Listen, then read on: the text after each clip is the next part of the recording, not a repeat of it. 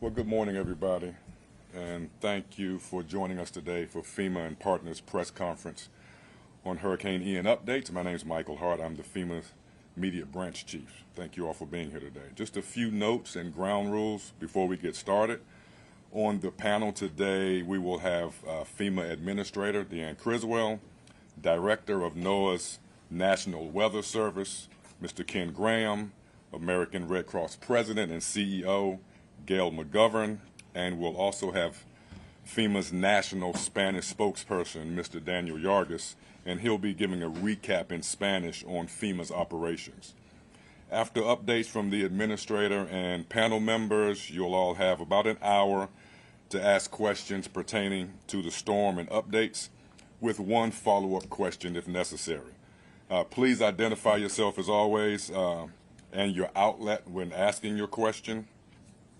Any questions that we do not get answered for you today, as always, you can reach out to the FEMA News Desk at FEMA-news-desk@fema.dhs.gov for any follow-up questions, etc.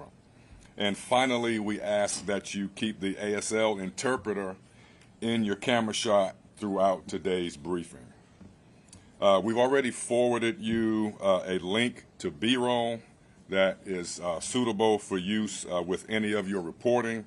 And if interested, you'll have an opportunity today to shoot B-roll in the National Response Coordination Center, which is located right here at headquarters after the press conference this morning.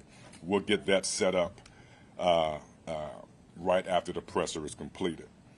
Interviews and stand-ups up in the NRCC are not going to be available today, unfortunately, but feel free to reach out to the news desk for any opportunities in the near future, and we can work to help you out with that. All right, so we'll get started here momentarily, and thanks for your patience and your time again this morning. Can we get a 2-minute warning just when we start? Yes.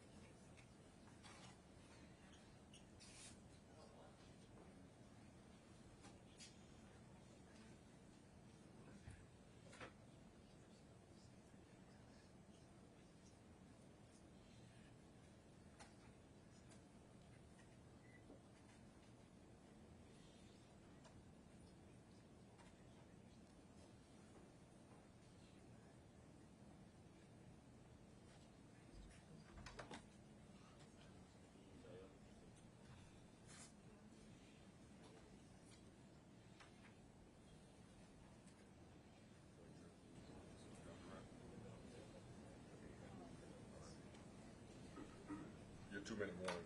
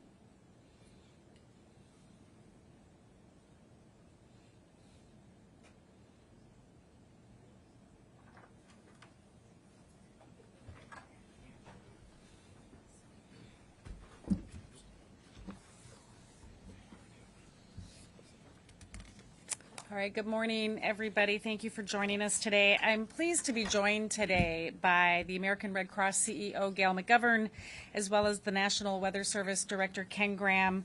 They're going to be sharing some of their preparation and response activities and efforts that are underway right now to support Floridians as they are already experiencing the impacts from Hurricane Ian. And so I'm going to begin by providing a little bit of an update on FEMA's mission and some of the preparedness actions that individuals can take right now. So first, Hurricane Ian is and will continue to be a very dangerous and life-threatening storm. And this is going to be for the days ahead. Floridians up and down the coast are already feeling the storm's painful impacts, and we have yet to experience landfall. However, I spoke with my leadership team this morning, and I can confidently say that we have the right teams and we have the right resources in place and ready to meet the changes or the needs of those that we are charged to serve. But as with any storm, the most important work starts at home. That means we need everyone to heed the warnings of their local officials before, during, and after this storm. These are life-saving messages that simply cannot be ignored. And when it comes to hurricanes, water is dangerous, period. From coastal storm surge to inland flooding, the majority of the state of Florida is in Ian's crosshairs. Therefore, I would like to just share a few key safety messages that will help keep you and your family safe. First, never drive through standing or moving water, as it takes only a few inches of water to carry away a vehicle. Second, if you are taking shelter in an area with rising water levels, quickly find higher ground. And third, never operate a generator in your home. Too many lives are lost each year due to carbon monoxide poisoning, and it's incredibly important that you only run generators outdoors. So now I'll give a brief update, operational update on the interagency personnel, commodities, and resources that we have deployed to support this response. As I said yesterday, search and rescue remains a top priority.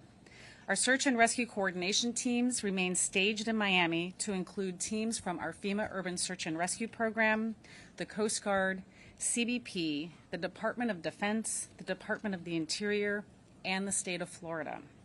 These teams will coordinate search and rescue efforts by land, air, and sea. We have 128,000 gallons of fuel remained ready for rapid deployment.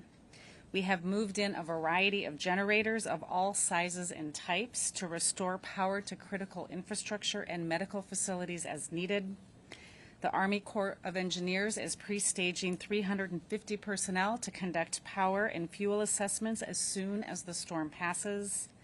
And just yesterday, I spoke with the President and CEO of the American Public Power Association to discuss some of their emergency preparedness actions and the mutual aid agreements that they have in place.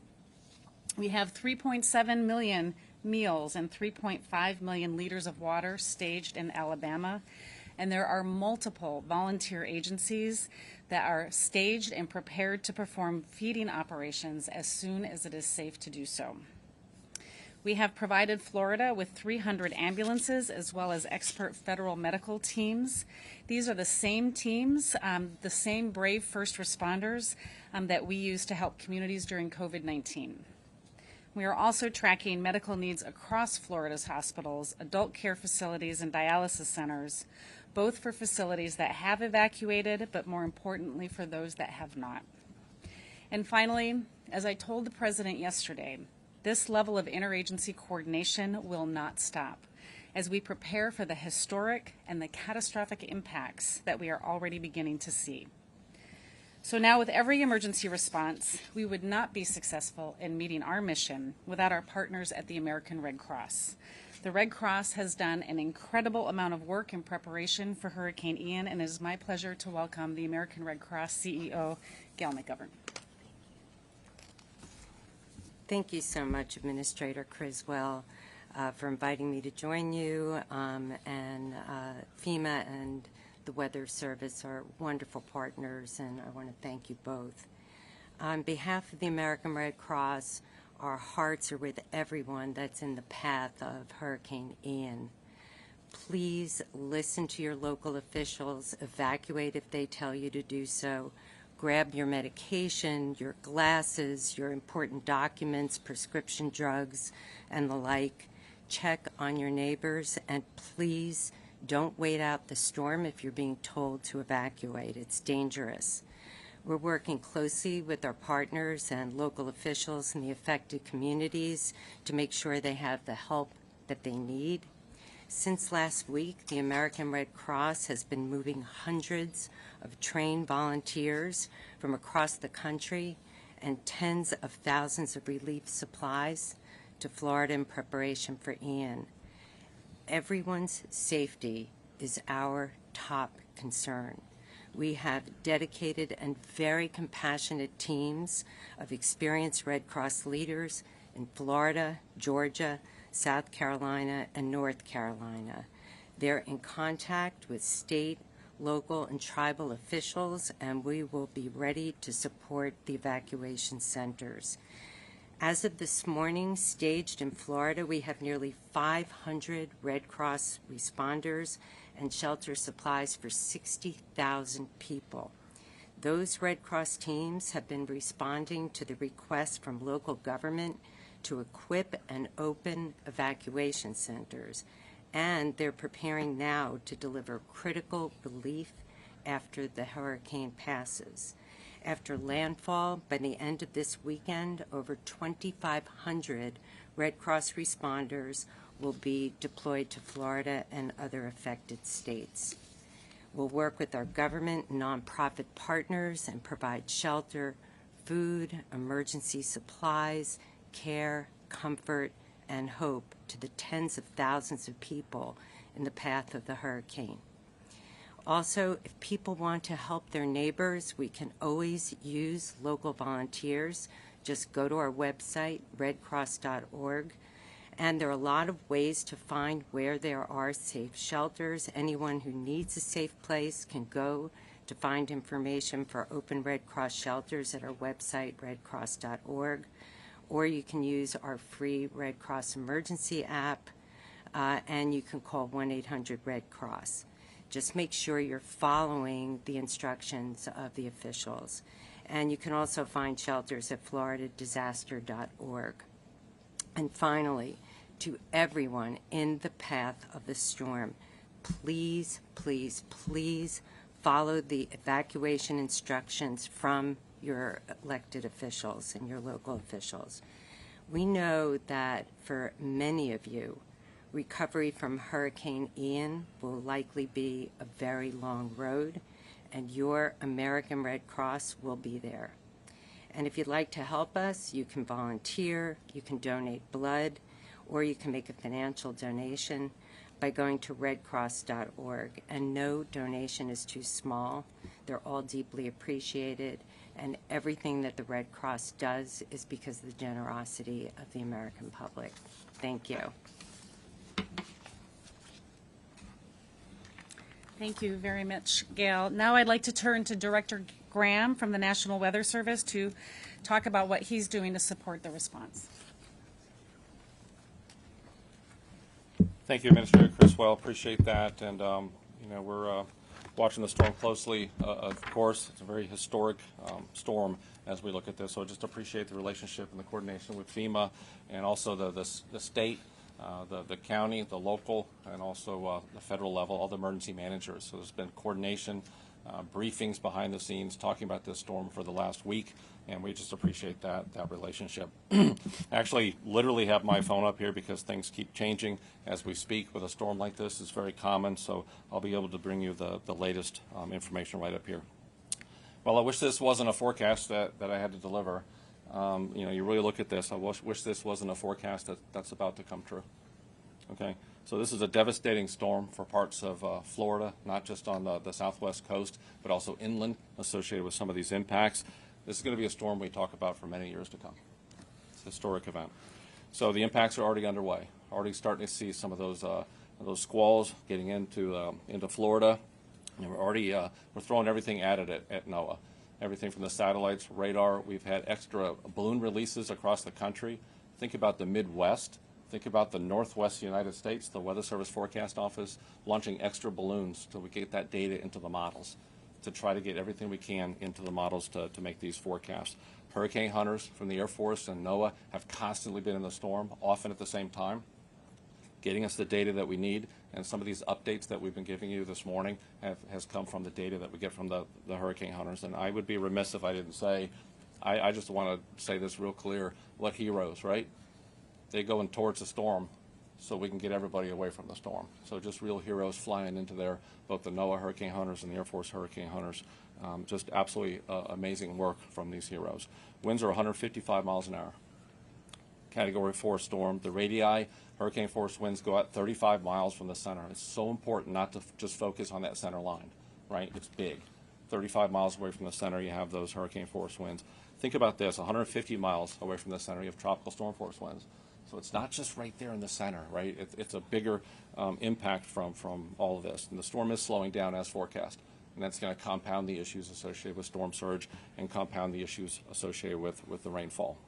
So real important, you heard the advice already here, have those plans in place. If you're in Southwest Florida, you know, the time is to be safe and be where you are, and other places, you know, the central part of the state and the Northwest, this isn't just the West Coast, even the East Coast of Florida is going to see some storm surge and some winds as this takes the time to move across the state. Slow.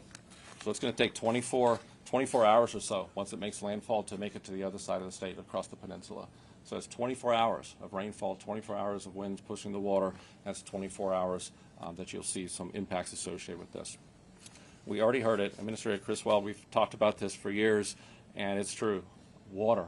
We have to talk about the water. 90% of your fatalities in these tropical systems comes from the water. It's the storm surge. It's the rain, not just on the coast, but also inland. So we have to talk about it. Life-threatening, devastating storm surge forecast. Okay, this is the brand new information over the last hour or so. Think about some of these values. Middle longboat to Inglewood, 6 to 10 feet. Inglewood to Bonita Beach, 12 to 18 feet storm surge. That's above ground. That's up your pant leg.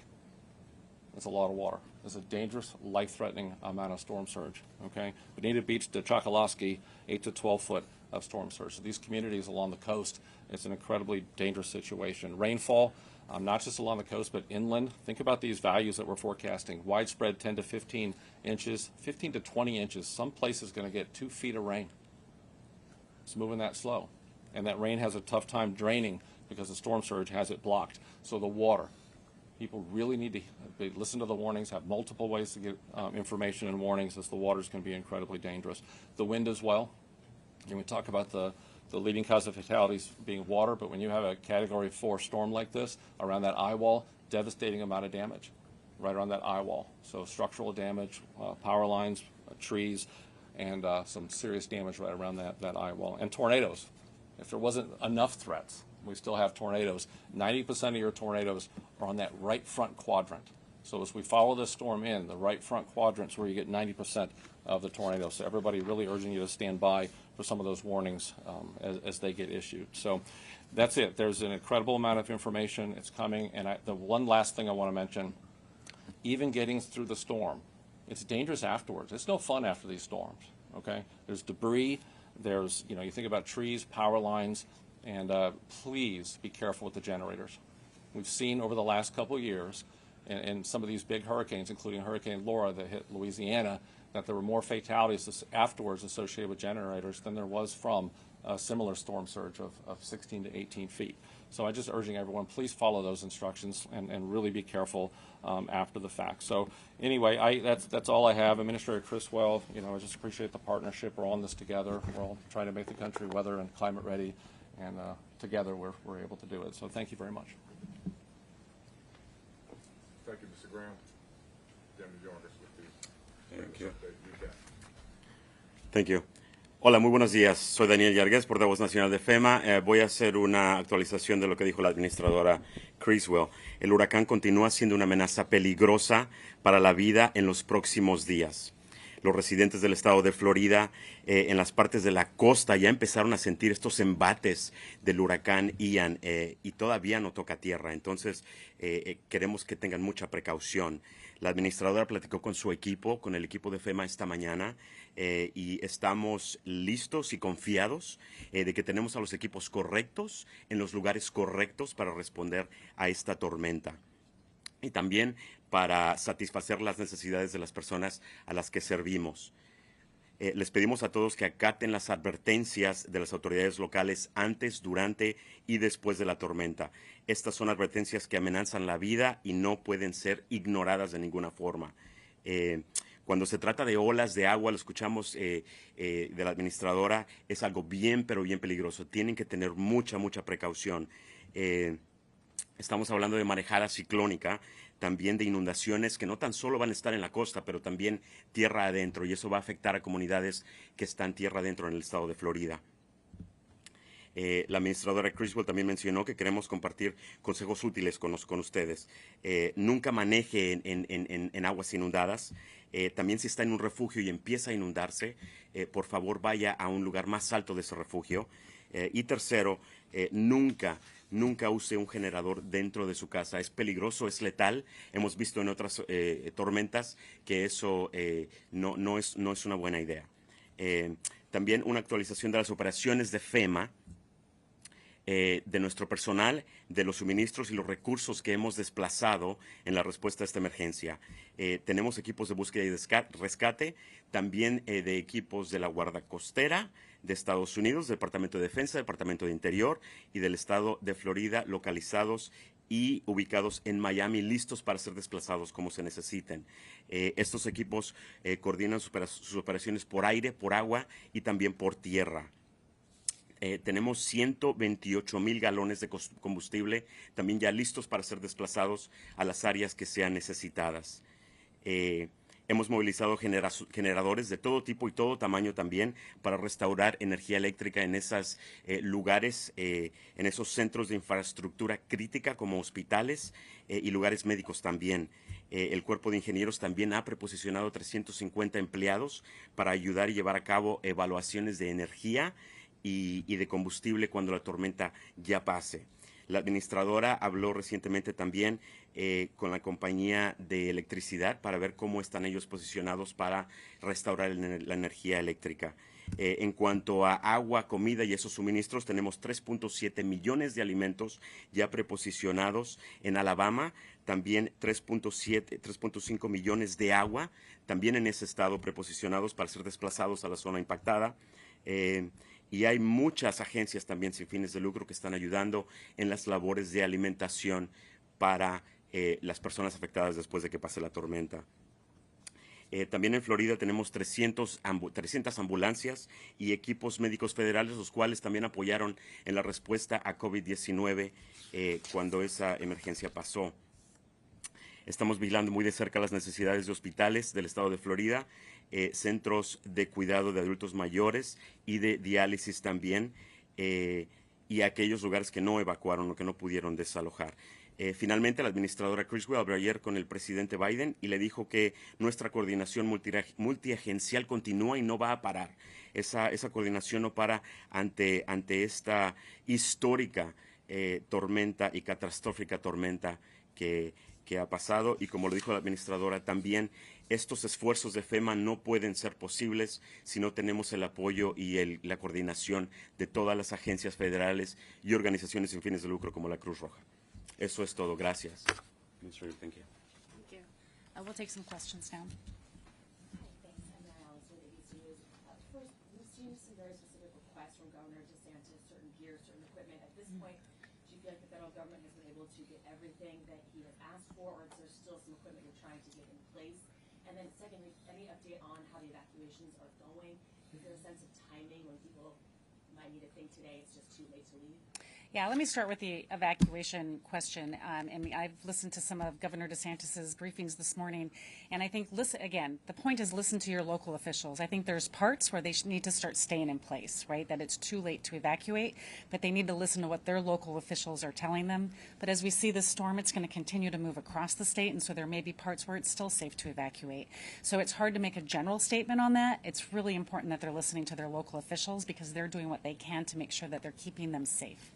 But they need to make plans for that too, right? If they are going to stay in place, know how they're going to communicate with their family so they can let them know if they're safe or what their needs are going to be. And that's why we've put together this really strong search and rescue capability to make sure that we can go in by air, land, and sea, because we know that there's going to be people that have been impacted, isolated, and are going to need rescue.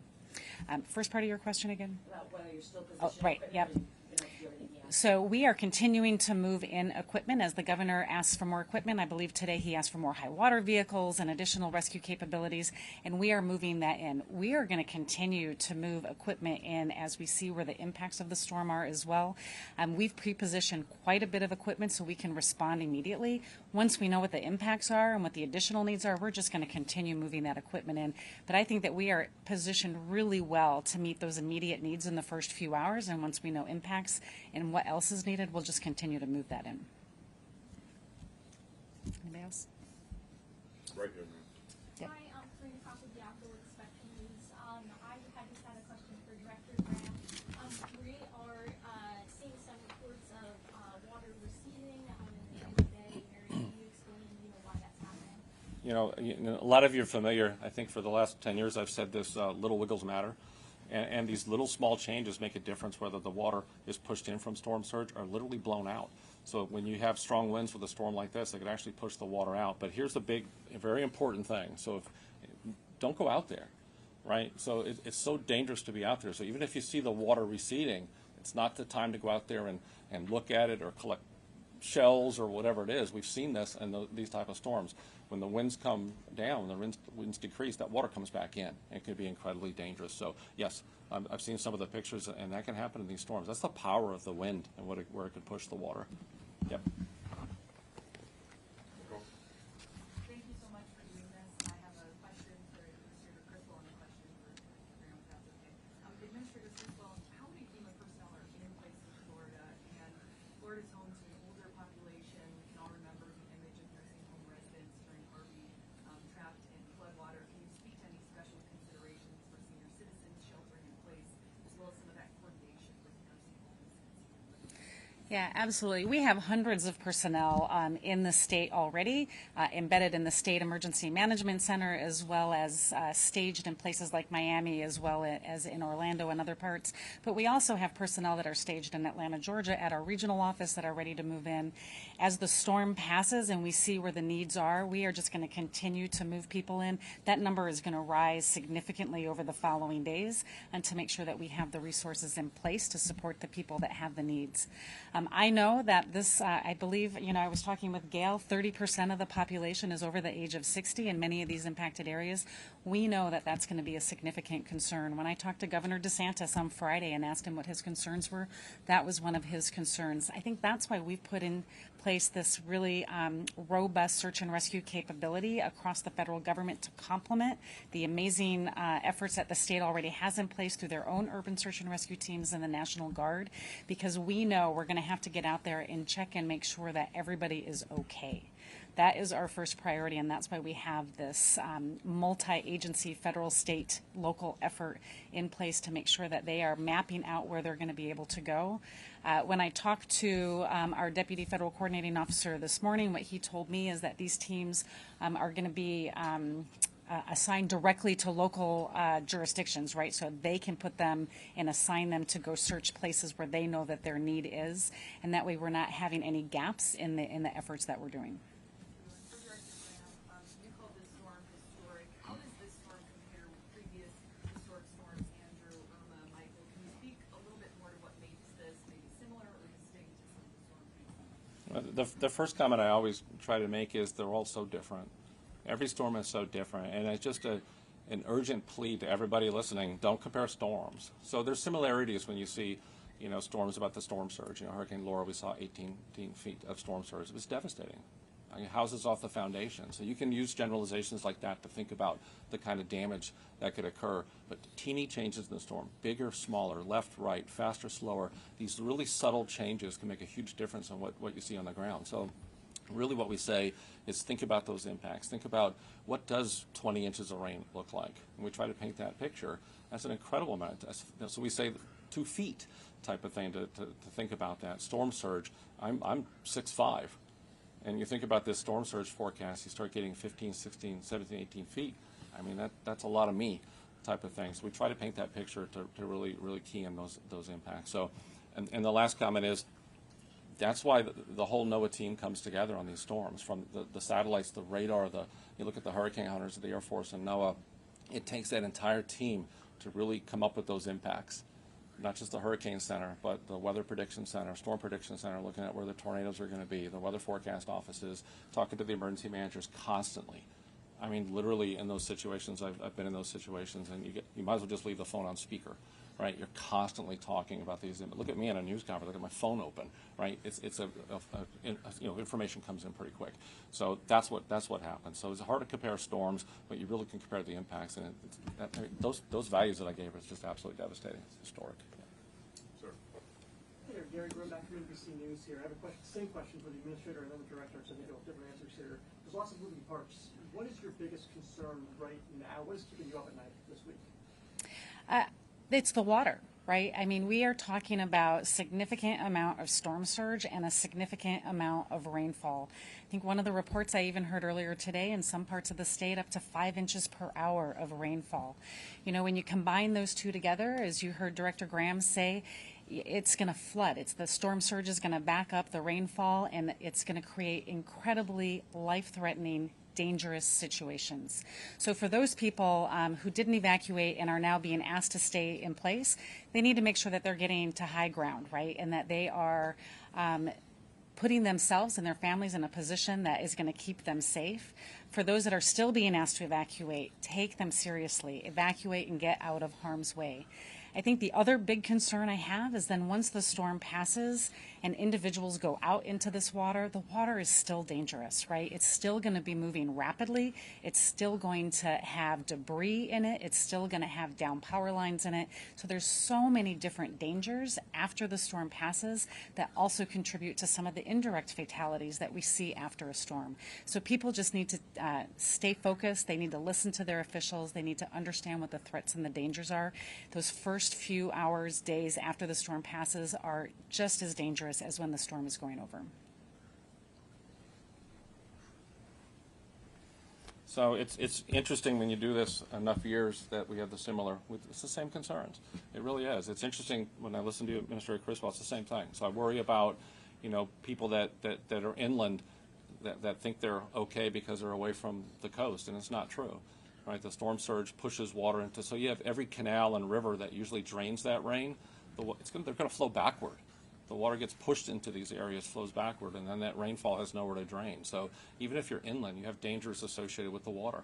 So there's no safety there. So you have to really be in a situation that you're really safe. And it's the same thing afterwards. I worry about it so much, and it's all, you see it on every one of these storms.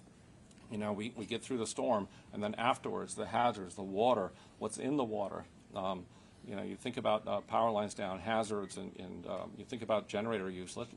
Please help us get that message out, because every one of these storms, we lose so many people afterwards for improper generator use. I'm just begging everybody, please, if you don't know, ask. Right? There's instructions, there's information out there, and make sure they're well-ventilated areas away from your windows, not in the house. And if we could do that, we can save some lives. So help us get that message out. So it's the same thing.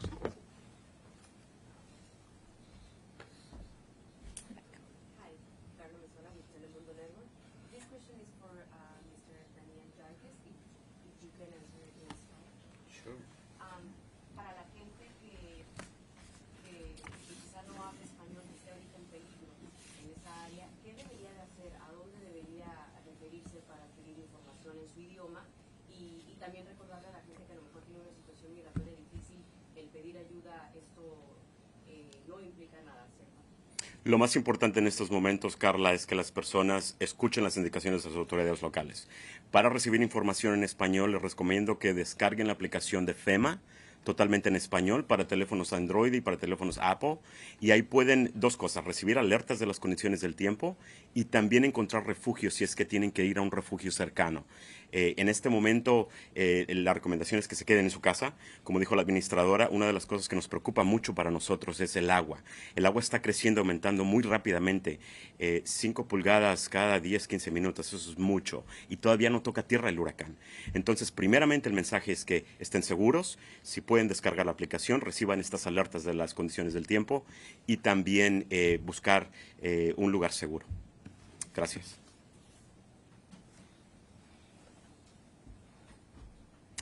All right, last call for questions. As a follow-up, just sort of the map and path looking ahead a few days out. Right now, where in South Carolina, Georgia are you most worried? Is there a chance that this really weakens by then or gathers strength? Like, what are you looking ahead to? Yeah, I'll let Ken talk about that, but let me first say I did speak with the governors of Georgia and South Carolina a few days ago about their concerns. That was before we knew where the path of the storm was definitely going to go. I think the predictions are that they are going to experience some storm surge and some rain. Our Region 4 office, which is located in Atlanta, Georgia, they have been fully engaged with the staff in both Georgia and South Carolina. We've sent liaison officers there to integrate with them. And as they decide what their potential needs might be, we'll continue to move resources in that area as well. Ken, I don't know if you have anything else. Yeah, you can see with the track on the board up here, so it's not just the west coast of Florida, it's also the east coast. So the wind field's so large, you'll actually get storm surge in portions of northeast Florida. So Jacksonville area, there's going to be water some pushed up into those areas. So even they need to really pay attention to this. And it goes over water for a little bit, but we don't expect some rapid intensification there, staying a tropical storm. But here's the thing, development or not, it's still a lot of moisture. So you'll see some storm surge values in Georgia into South Carolina, but the rain's got to go somewhere. And these are states that have some terrain, so you could see some flash flooding. So just anybody in these areas, just pay attention to that information. Have the latest forecast, because there could be some flash flooding up in those areas over the next few days. All right, if there's no more questions, I would just like to say thank you to everybody for joining us here today, and thank you for helping us get the message out to people so they know what the threats are. We can make sure that we're doing everything we can to keep people safe. Thank you.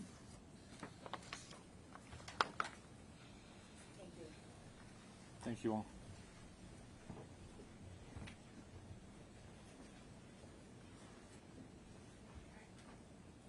All right, thank you, everybody. Once again, for those who do not need to capture any B-roll in the coordination center, we have my colleagues standing by to escort you out. And then if those who are in need of capturing B-roll, if you could hold fast right here. We'll keep you here, and then we'll get you upstairs. Thank you again.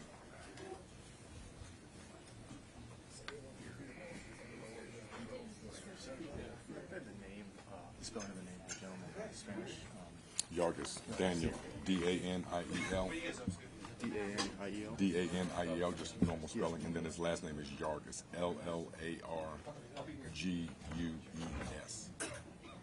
And is he the title?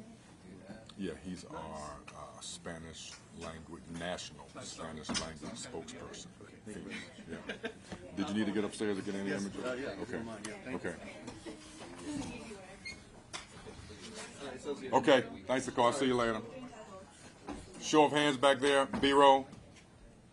Okay, so everybody here is B-roll. Let's hold fast right here. And then everybody over here is getting escorted out. Okay. Easy day. Easy day.